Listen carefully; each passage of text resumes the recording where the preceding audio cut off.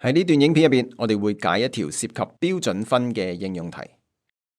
下面呢個表顯示咗小蘭喺物理測驗同埋化學測驗入邊嘅分數，同埋呢兩個測驗嘅分數嘅平均數同埋標準差。我哋將會揾小蘭喺兩個測驗入邊嘅標準分，同埋判斷一下相對於其他學生嘅表現，小蘭喺物理測驗定係喺化學測驗入邊嘅表現比較好啲。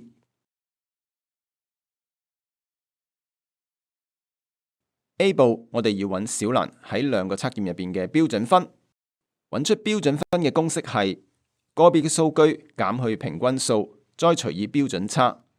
標準分顯示咗一個數據高於或者低於數據組入邊嘅平均數幾多個標準差。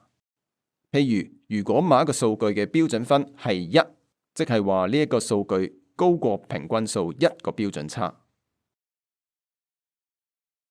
小蘭喺物理測驗入邊嘅標準分係72減60再除以6，即係2。而喺化學測驗入邊，標準分就會係77減65再除以8，即係1.5。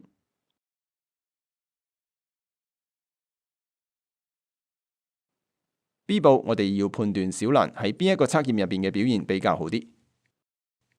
標準分可以幫助我哋了解某一個人相對於平均水平表現成點樣，所以我哋可以利用 A 步嘅結果。等我哋回顧一下小蘭喺兩個測驗入邊嘅標準分啦。佢喺物理測驗入邊嘅標準分係2，而喺化學測驗入邊嘅標準分係1.5。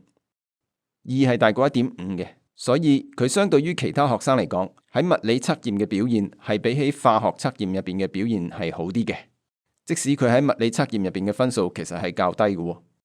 標準分成日都會用嚟反映學生喺評估入邊嘅表現㗎，